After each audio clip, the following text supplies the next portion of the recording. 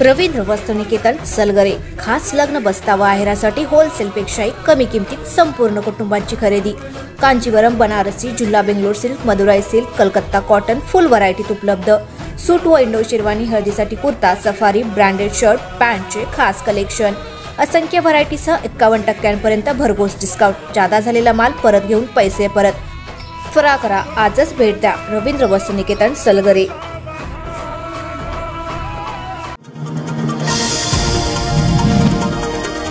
अवकाळी पावसामुळे पाण्याचे थेंब फायर अलार्ममध्ये गेल्याने फॉल्स अलार्म वाजू लागल्याने गोंधळ उडालाय। त्यानंतर तात्काळ स्ट्रॉंग रूमच्या ठिकाणी नियुक्त असलेल्या फायर स्टाफ यांनी तात्काळ भेट देऊन पाहणी केली। फायर अलार्म सिस्टीममध्ये फॉल्स फायर अलार्म वाजल्याचं दिसून आलं। अलार्म हा आगीमुळे नसून वादळी पावसाच्या पाण्याने वाजल्याने अलार्म बंद करण्यात आलाय। दरम्यान रविवारी सकाळी लोकसभेचे उमेदवार आणि त्यांच्या प्रतिनिधींकडून पाहणी करण्यात आली। लोकसभा मतदारसंघासाठी वेअर हाऊसिंग कॉर्पोरेशन मिरज येथे 2 प्रकारच्या स्वतंत्र स्ट्रॉंग रूम करण्यात आले आहेत। शनिवारी मध्यरात्री अलार्म वाजल्याने स्ट्रॉंग रूम ठिकाणी भेट देण्यासाठी सर्व उमेदवार यांना संपर्क करण्यात आला। सकाळी उमेदवार सुवर्णा गायकवाड, नानासाहेब बंडगर आणि उमेदवार प्रतिनिधी संदीप पाटील, गजानन साळुंखे, आनंद राजपूत, दत्तात्रय पाटील आणि निवडणूक निर्णय अधिकारी राजा दयानिधी, पोलीस अधीक्षक संदीप घुगे, फायर ऑफिसर, सार्वजनिक बांधकाम विभाग, विद्युत विभाग यांनी संयुक्त भेट देऊन सकाळी पाहणी केली। त्यावेळी बाहेरील भिंतीवरील फायर अलार्म यंत्रणेमध्ये पावसाच्या वाऱ्याने बिघाड झाल्याचं दिसून आलं। तेथे आग सदृश कोणतीही परिस्थिती निदर्शनास आली नाही।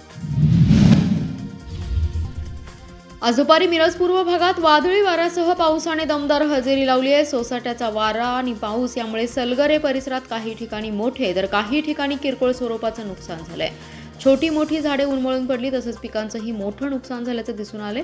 काल सायंकाळी थोड्याफार प्रमाणात पडलेल्या पावसानंतर आज 4 वाजता सोसाट्याचा वाऱ्यासह दमदार हजेरी लावली होती। यामध्ये सलगरे येथील सोमनाथ धोंडीराम अनंतपुरे यांचे सलगरे ते मिरज रस्त्यावरील मराठी मुलांची शाळा नंबर 2 येथे असणारी 2 एकर केळीची बाग यामध्ये मोठं स्वरूपात नुकसान झाले। नाजूक असणाऱ्या केळ्यांच्या झाडांची मोठं नुकसान झाल्याचे दिसून आले। यामध्ये 300हून अधिक झाडे उन्मळून पडले, तर अन्य काही झाडे मोठ्या प्रमाणात झुकलेल्या अवस्थेत आहेत। अंदाजे 1.5 ते 2 लाखांचे नुकसान झाले असल्याचा शेतकरी अनंतपुरे यांनी यावेळी अंदाज वर्तवलाय। यावेळी लवकरात लवकर पंचनामा करून नुकसान भरपाई मिळावी अशी अपेक्षा शेतकऱ्यांनी व्यक्त केली आहे। सदर ठिकाणी ग्रामपंचायत सदस्य विजय पाटील यांच्यासह अन्य मान्यवरांनी उपस्थिती दर्शवत पाहणी केली आहे। रत्नागिरी नागपूर या राष्ट्रीय महामार्गावरील कुची गावाजवळील असलेल्या SR हॉटेल समोरून रॉंग साईडने येत असलेल्या मोटरसायकल आणि सांगलीहून जतकडे निघालेल्या हुंडाई कार अपघातात सांगोला तालुक्यातील धायटी येथील तरुण यशवंत लक्ष्मण बंडगर हा जागीच ठार झाला असून कारमधील 3 जण गंभीर जखमी झालेत। जखमींना पुढील उपचारासाठी मिरज येथील शासकीय रुग्णालयात दाखल करण्यात आले। सदरचा अपघात संध्याकाळी 5 वाजण्याच्या सुमारास झाला। सदरच्या अपघाताची नोंद कवटेमंका पोलिसात झाली आहे। कुचीजवळील SR हॉटेलसमोर सांगलीहून जतकडे निघालेल्या हुंडाई कार जतकडे निघाली असता याच वेळेस समोरून रॉंग साईडने येत असलेला मोटरसायकलस्वार यशवंत लक्ष्मण बंडगर हा रॉंग साईडने आलेले कार आणि मोटरसायकल यांच्यात झालेल्या अपघातात मोटरसायकलस्वार हा जागीच ठार झाला असून कारमधील जखमी असलेले रामदास बाबासो सदामते, पल्लवी रामदास सदामते, प्रगती संदीप मोरे यांना पुढील उपचारासाठी मिरज येथील शासकीय रुग्णालयात दाखल करण्यात आले असून पुढील तपास पोलीस करत आहेत।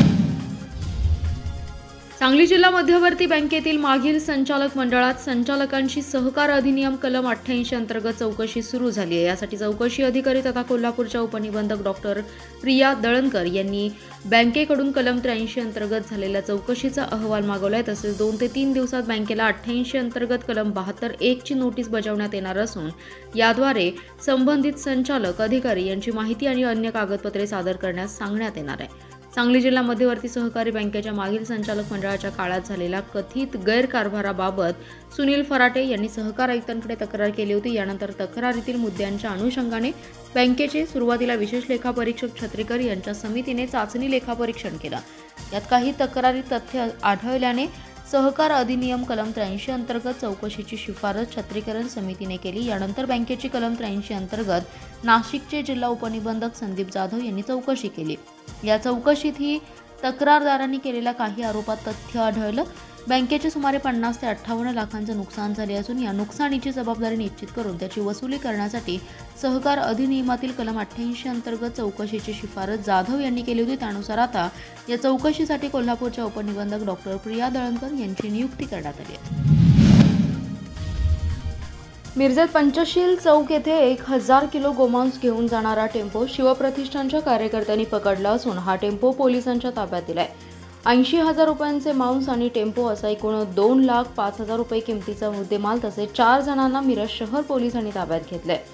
याबाबत समजलेली अधिक माहिती अशी की मध्यरात्रीच्या सुमारास टेम्पोमधून गुरुवारपेठ येथे गायींची कत्तली करून गोमांस घेऊन जात असल्याची माहिती शिवप्रतिष्ठानचे पदाधिकारी विनायक माईनकर यांना मिळाली होती. त्यांनी लगेच आपल्या कार्यकर्त्यांसह जवाहर चौक येथे थांबले असता एक भरधाव वेगाने टेम्पो तिथून निघून गेला. तर टेम्पोचा पाठलाग करून टेम्पो थांबवण्याचा प्रयत्न केला, परंतु टेम्पो न थांबता भरधाव वेगाने निघाला. शिवप्रतिष्ठानचे कार्यकर्ते किल्ला भागातून खाली उतारेवर पंचशील चौकात हा टेम्पो थांबवण्यास त्यांना यश मिळालं. या टेम्पोमध्ये 4 जण होते. टेम्पोमध्ये काय आहे विचारले असता त्यांनी उडवाउडवीची उत्तरे दिली. कार्यकर्त्यांनी मिरज शहर पोलिसांना याची माहिती दिली. पोलीस घटनास्थळी आल्यानंतर त्यांची चौकशी केली असता त्यांनी गुरुवार पेठेतून कत्तलखान्यातून कत्तल करून गोमांस आणल्याचं कबूल केलं. या प्रकरणी 5 जणांना ताब्यात घेतले. त्यांच्याकडून 80,000 रुपयांचा गोमांस, टेम्पो असा एकूण 2,05,000चा मुद्देमाल जप्त केलाय. नवभारत साक्षरता अभियान हा कार्यक्रम राबवण्यात आलाय. साक्षरता कार्यक्रमाअंतर्गत पायाभूत साक्षरता आणि संख्याज्ञान चाचणी घेण्यात आली होती. त्याचा नुकताच निकाल जाहीर झालाय. त्यानुसार जिल्ह्यातील 7,427 निरक्षर साक्षर झाल्याची माहिती शिक्षण विभागाच्या वतीने देण्यात आली आहे.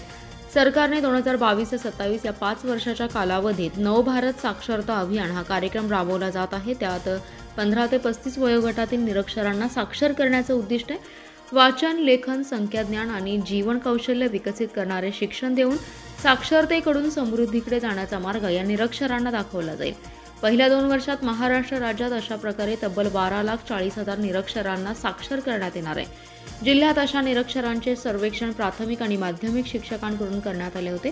केंद्र पुरस्कृत उल्हास नवभारत साक्षरता कार्यक्रमांतर्गत घेण्यात आलेल्या पायाभूत साक्षरता आणि संख्याज्ञान मूल्यमापन चाचणी परीक्षा दिनांक 17 मार्च रोजी जिल्ह्यातील 1,222 केंद्रावर घेण्यात आली होती. या परीक्षेचा निकाल नुकताच प्रसिद्ध झाला. या परीक्षेसाठी 7,427 जण बसले होते. त्यापैकी सर्वच्या सर्वच म्हणजेच 7,427 जण उत्तीर्ण झाले. तालुक्याचं नाव आणि परीक्षा उत्तीर्ण झालेल्या परीक्षार्थी संख्या पुढील प्रमाणे आहेत. शिराळा 508, कवटेमंकाळा 763, कडेगाव 99, वाळवा 1,238, खानापूर 424, आटपाडी 405, जत 493, तासगाव 876, मिरज 1,534, महापालिका क्षेत्र 619, पलूस 357 असे एकूण 7,427 जण उत्तीर्ण झालेत. शिराळा परिसरात 5:30 वाजण्याच्या सुमारास वळीव पावसाने हजेरी लावली. पडलेल्या पावसामुळे समाधान व्यक्त होते. मागील काही दिवसांपासून प्रचंड उकाडा वाढल्याने नागरिक त्रस्त झाले होते. मात्र पडलेल्या पावसामुळे काहीसा गारवा निर्माण झालाय. शिराळा तालुक्यात पावसाळी परत आणि अवकाळी पावसाने पाठ फिरवल्यामुळे डिसेंबर महिन्यापासून पाणी प्रश्न निर्माण झालाय. उन्हाळा वाढायला लागलाय. दरवर्षीही पाडव्याला वळवाचा पाऊस पडतो, मात्र पडलाच नव्हता. त्यामुळे शेतकरी चिंताग्रस्त बनला होता. शेतकरी चातकाप्रमाणे पावसाची वाट पाहत होता. खरीपूर्व मशागती आणि ऊसाच्या आंतर मशागती खोळंबल्या होत्या. गेल्या 2-3 दिवसापासून पावसाचं वातावरण होतंय. आज पावसाने हजेरी लावल्यामुळे शेतकऱ्यांच्या मधून समाधान व्यक्त होतं. अजूनही मोठ्या पावसाच्या प्रतीक्षेत शेतकरी आहे. आटपाडी शहरातील ग्रामपंचायतीचं रूपांतर आता नगरपंचायतमध्ये झालं असल्यामुळे प्रशस्त इमारत उभ्या करण्याच्या हालचाली सुरू असून त्यामध्ये शहरातील वेगवेगळ्या जागा बघण्याचं काम चालू आहे. सध्या शहरातील सर्व शासकीय ऑफिस पोलीस स्टेशन चौकात असून मेन बाजारपेठेत फक्त नगरपंचायत कार्यालय अस्तित्वात आहे. परंतु आता तेही गावभागातून बाहेर काढण्याचा विचार सुरू आहे. अशात मेन बाजारपेठेतील व्यापाऱ्यांना याचा मोठा फटका बसणार असल्यामुळे नगरपंचायत कार्यालय हे बस स्थानकाजवळच प्राथमिक आरोग्य केंद्राजवळील जागेत नूतन नगरपंचायत कार्यालय झाले पाहिजे असे मत माजी जिल्हा परिषद अध्यक्ष अमरसिंग देशमुख यांनी मांडले. याबाबत मेन बाजारपेठेतील व्यापाऱ्यांची मागणी असल्याचं यावेळी सांगण्यात आले. देशमुख म्हणाले, पूर्वी आटपाडी बाजारपेठेमध्ये register office, police station, circle office, तलाठी कार्यालय अशी कार्यालय असल्यामुळे बाजारपेठेतील व्यापाऱ्यांना वर्दळ वाढून चांगला व्यापार होत होता. परंतु सध्या सर्व शासकीय कार्यालय दिघंजी रस्त्यावरील मुख्य प्रशासकीय इमारतीच्या ठिकाणी आणि आसपास असून मूळ आटपाडी गावामध्ये कोणतंही शासकीय कार्यालय नाही. अशावेळी मूळ आटपाडी गावातील बाजारपेठेचं वैभव टिकून राहण्यासाठी प्राथमिक आरोग्य केंद्र आटपाडी येथे नगरपंचायतीची इमारत उभा केल्यास मुख्य बाजारपेठेतील वर्दळ वाढून आटपाडी बाजारपेठेतील व्यापाऱ्यांना याचा लाभ होईल.